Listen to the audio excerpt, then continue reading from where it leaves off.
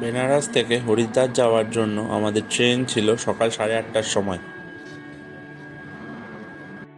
AC 3A ইকোনমিতে আমাদের seat পড়েছিল, যেটা ইন্ডিয়ান রেলওয়েজের নতুন অ্যাডিশন। আগে কখনো আমি এত পরিষ্কার ট্রেনের বগিতে ট্রাভেল করিনি।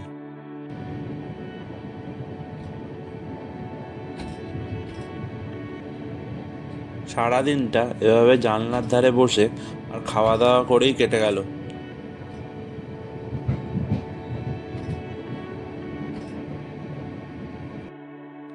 হরিদ্বারে যখন পৌঁছালাম তখন বাজে রাত 3:30। বাকি সময়টা হোটেলে রেস্ট নিয়ে 11:30-12টা নাগাদ আমরা চলে এলাম হরিদ্বারে গঙ্গার ঘাটের কাছে।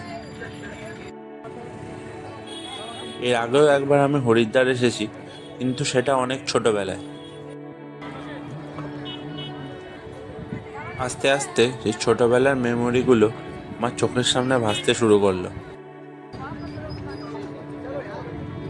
গঙ্গার এত সুন্দর রূপ আমি আর অন্য কোথাও দেখেছি বলে মনে পড়ছে না।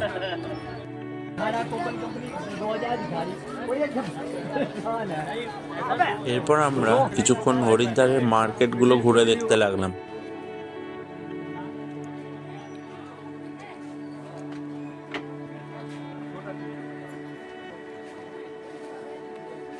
আমাদের নেক্সট প্ল্যান ছিল মনসা দেবী টেম্পল ঘুরতে যাওয়া। টিকিট কেটে উঠে পড়লাম রোপওয়েতে। আর রোপওয়ে থেকে যে ভিউটা দেখতে পেলাম সেটা জাস্ট অসাধারণ।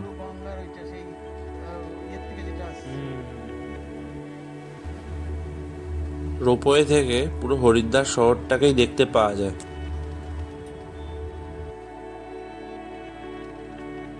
15-20 মিনিটের মধ্যে আমরা পৌঁছে গেলাম মনসা দেবী টেম্পল।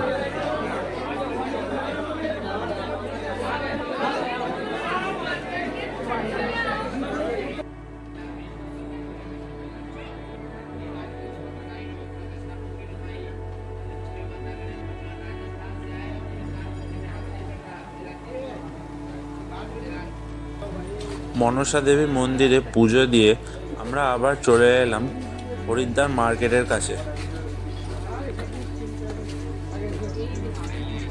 ঘুরতে ঘুরতে অনেকটাই দুপুর হয়ে গেছিল, তাই আমরা চলে গেলাম একটা বাঙালি হোটেলের খোঁজে।